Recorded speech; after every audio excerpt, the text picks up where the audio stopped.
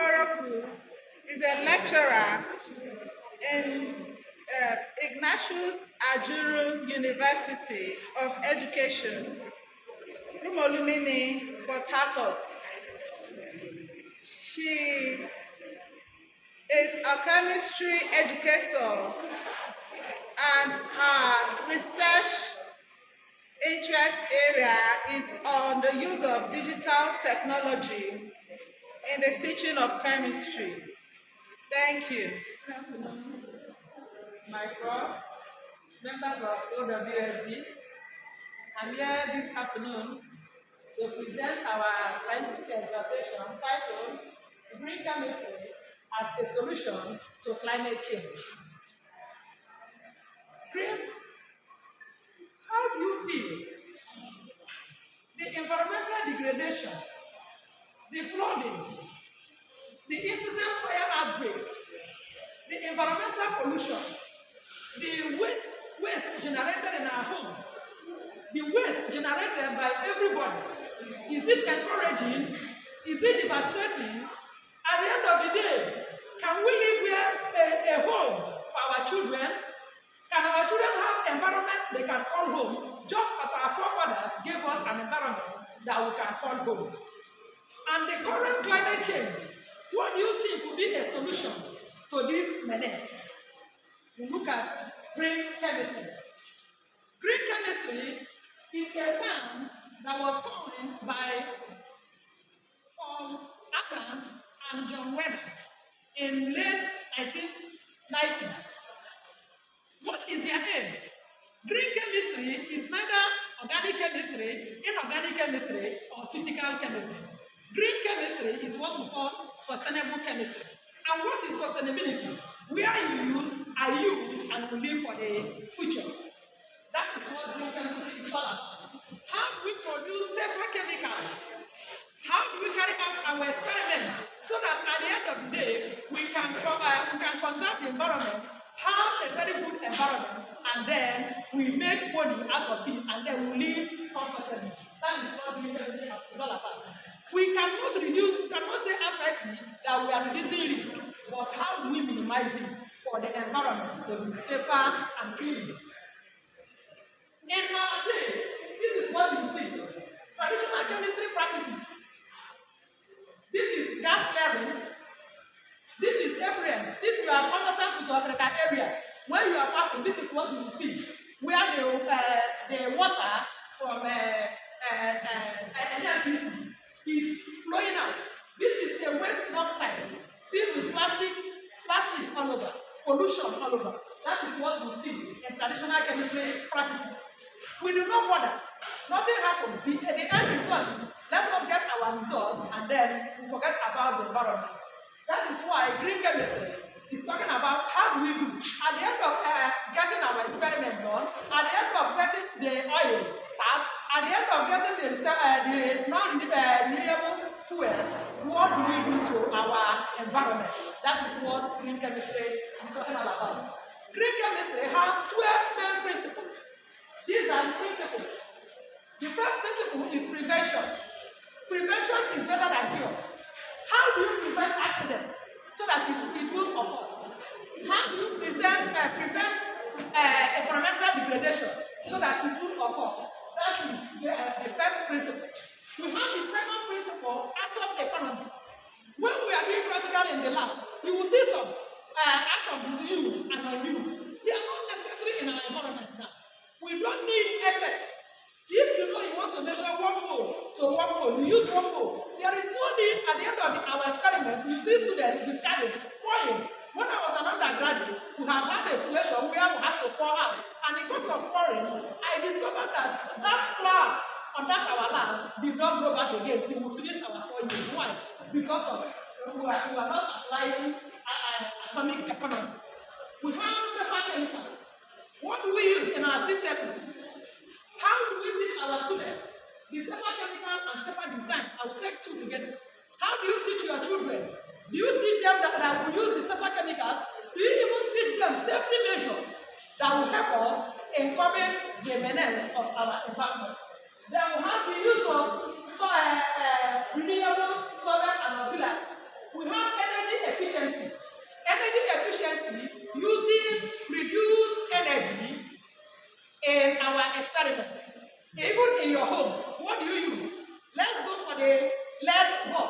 than the normal food that will increase energy. Use of renewable raw materials that after use, you can reuse and also recycle. We have reduction of derivatives. In chemistry, we have a lot of derivatives. At the end of a segment, you have a lot of derivatives that you are not using. Catalysis is another simple method in carrying out experiment. We all know that when you use catalysis in carrying out experiment, it lowers the activation energy. And as it lowers the activation energy, it reduces the energy generated, thereby reducing greenhouse effect and other things. Our products, are they biodegradable? Can we use biodegradable resources, biodegradable solvents in carrying out our practical? Real-time analysis, pollution control, accident prevention. We need to prevent accidents in our home. Green chemistry, solutions that mitigate to climate change. How do we mitigate climate change from green chemistry? The first thing I want to talk about is carbon capture. What is carbon capture? In our homes, even as the gen is going on, you see the fumes coming out. What is the implication of these fumes? The fumes are going to the air, and as they are going to the air, what do? It is going on producing greenhouse gases, thereby depleting the ozone layer. But if we can capture the carbon from our environmental plants, when we capture this carbon, the use becomes enormous. From the carbon capture, you can get biofuels that you can use in our homes. The carbon capture, you can also use it as methane. It can be converted to methane when it reacts with hydrogen. It can also be used for our houses to power plants. The carbon capture can also be used as textile material. It can be used as polymers when they have been captured and added with other non-renewable feedstock. It can be used for the environment, thereby reducing the production of carbon dioxide in the environment. We have our renewable energy. We are encouraged for the use of solar panels. Using solar panels in our homes runs better than the use of the gen we have now. But in the use of solar panels, last time, I don't know whether most of you saw it in Abuja or Lagos, where the market was engulfed. Why? Because the solar panel was kept on the roof. We encourage now that solar panel can be kept near your water storage tank, near there, for easy access and then prevent fire outbreak. We also have fuel economy and efficient gains. Biofuels can be used in the case of fossil fuels. Fossil fuels, they are not good for us. Fossil fuels, they are the major cause of climate change in our environment. There are so many, but one thing I want to talk about is what we call the PAH. What's it? PAH. PAH. Biodegradable and recyclable polymers. Green chemistry refers to the development of biodegradable polymers derived from renewable resources such as polylactic acid and the polyhydroxyalkanoates. These two substances, the BLA and the BAH, they are very good in our environment. They are eco-friendly. That is the essence of green chemistry. Since they are eco-friendly, they are also used in several ways. Just like the carbon capture, we have seen when the carbon we have captured can be used. For us women, when you go and buy your cosmetics, please look out for the one that has a PAH. It is anti-aging. It beautifies. It is good for the environment, and it is environmental friendly. Please, let's look out for it. It is good. It helps in helping the environment, because these two polymers, they are biodegradable. They are also recyclable. You can recycle them. Any product that you cannot recycle, it is not good to be used. What do we do as in wastewater? Phytoremediation. This one is also organic. The PAH is a bacterial it is bacteria that helps with the body hydrolysis to work better. It is an organic motivative derivative, so it is also good. Then we have how do we treat our wastewater? In the environment, how do we treat the wastewater?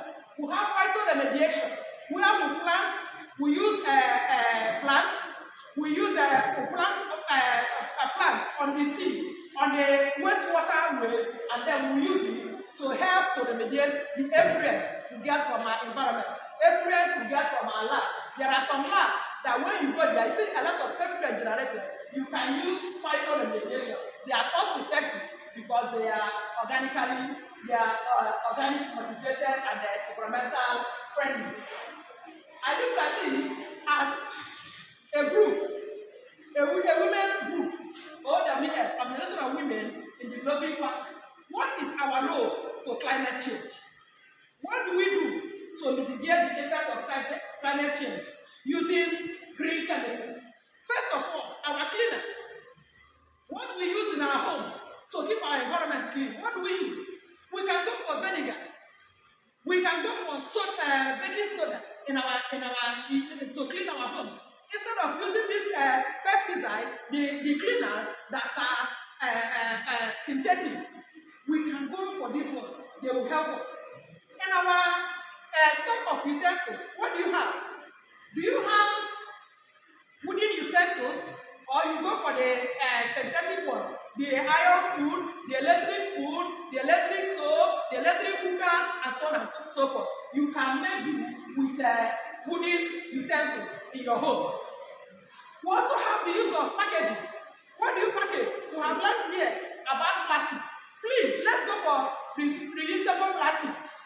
Plastics that you can use 1 or 2 times. Not when you go, give me a plastic, you go, you use, you dump. What are you doing? You are encouraging damaging the environment. So let's go for reusable plastics. And then in our packaging, it is better to use paper to package than polyethylene.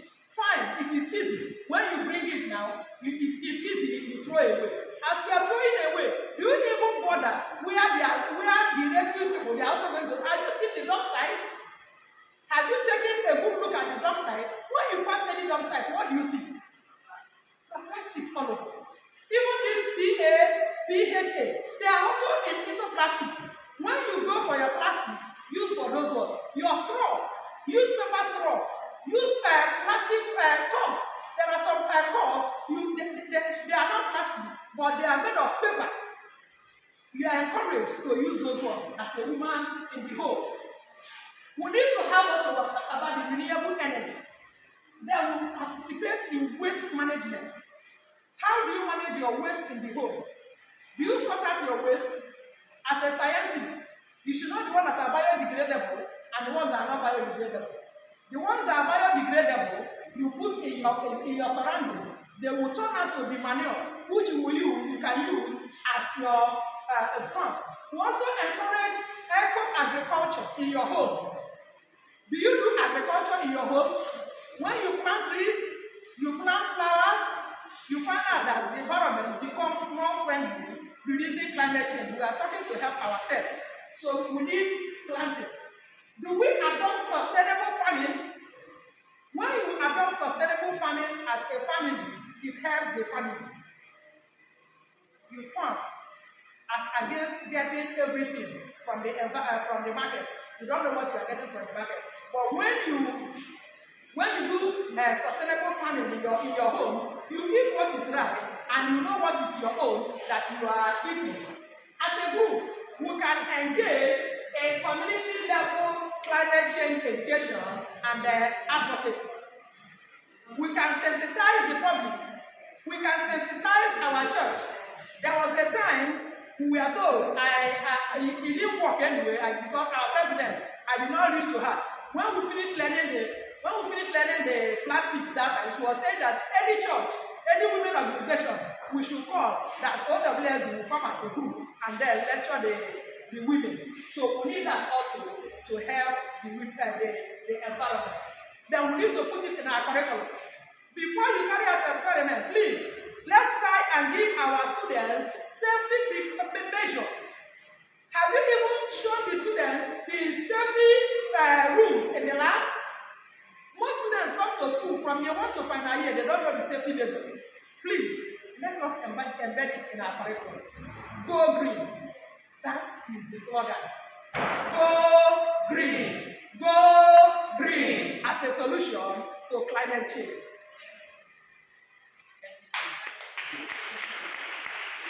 I have a question on how to use organic waste as manure. The organic waste in the remnant of food and all that as manure in your compound. How do you go about it? In some homes, you can just make a small place there and pour it, even if you didn't leave it go. You see that with time, you see them decay, even the leaves. The leaves, like my sister's house, we used to plant. When their leaves fall, we put it at the place. At the end of the day, you see that the thing starts decaying. And once it starts decaying, you now pour it on where she has the farm. Based on this recycling thing, because you said any material we use should be recyclable, right? Is there a limit to recycling? Assuming you get a particular material from the source, the natural source, and then after use, and maybe the material is recyclable, maybe plastic, from the first time we get it from the natural source or wherever it is being gotten, we use it once or it's used once, and then after use we send it out, we trade it, and then is there a limit to recycling that particular one? There should be a limit to recycle. And then at the end of the recycling, like in case of plastics now, in case of plastics and this sachet water, they are not using it as bricks. When you recycle and at the end of the day use that bricks to build houses, there is a company now, one at during this environmental week, where the man came up with it, where they are using it as bricks, making this our step tiles. These tiles that they use for our homes. That is what they are using it for now. It doesn't mean that you continue to recycle and recycle. When you have recycled and you find out that you have exceeded the limit, you can take it to those people. They now use to make bricks. My question is, we're talking about carbon capture. I want to know if there is any new technique available now. You've come across by literature or traveling or wherever that is available, so we can actually locally, harness The carbon capture. I did not see any local one for now. What I was seeing was the industry. Industry should carbon capture and then store and give out to another industry to use. I've not seen any local one. I don't know if anybody here has any local one where we can capture from our own homes. I've not seen any. I did not come across any. I want to respond to the person who asked if we have some plants that do carbon capture. Yes, I have worked with a lot of plants that have been proven, that have shown their potency in carbon capture. We measure the amount of carbon uptaken in those plants. So the carbon capture can be done. Since we are not able to get the technology in individual homes, you can just plant most of the plants. Because if you look at photosynthesis for a simple science, so we breathe out carbon dioxide, they take it in, they give us oxygen. So that also is a carbon capture mechanism. So some plants are better carbon capture plants, but all plants can capture carbon. Thank you very much for this wonderful presentation. For those of you that remember, my validatory lecture title was My Odyssey, and the column now is green. When I came to that point, I said, have a green economy, green energy, green this, green that. Everything is going green. And I was even wearing green that day. Remember that when I was growing up, my mom used to buy a pity, they wrap it in one green leaf. So up to date, I still advocate for that leaf, that we can package our food with the green leaf. I read a paper sometime that in Germany now, they use green leaf to package food. I know that most of the grocery, or mostly especially the leaves we eat today, they are chemically induced leaves. Because if you go to, I'm in environmental education. I usually go around to all these women that plant leaves. We use chemical for those leaves. Now, the leaves we are eating is chemical based. And that same leaf that is chemical based is what we are going to pour in their backyard to compose. That compost, is it not already compost that is already harmful to the soil because of the chemical paste? That is the question number one. Two, you talked about the activities or what we need to do going green. The people in the grassroots, they don't read, they don't go into research. You did not tell us how those people are going to join in this going green mission. Mine is that I was just wondering, everything is growing green. What is the meaning of green? Have we thought about it? Green in nature represents service. Service. So everything is growing green in that we are now trying to stand in service to mankind the way we should stand. And it is a silent call to return to nature. How does nature do these things? And when we turn around and think about the rural population, those people stand way ahead of us. We are the ones who go and corrupt their practices. Because way back, before this plastic epidemic, you see them, you rarely see waste in the villages, in these rural we are talking about. They finish, they go and pour it as compost already. Money in their farms. They sweep the dung of the cow, that of the goat pellets and all that. They go and pour it there. You rarely see waste. So even cooking, they are the ones. We go now to tell them how fast these things can happen and begin to change their mindset. And then when they revive it, they are now at a loss how to go and change it again. So can we return to nature? That's the call for me. Thank you.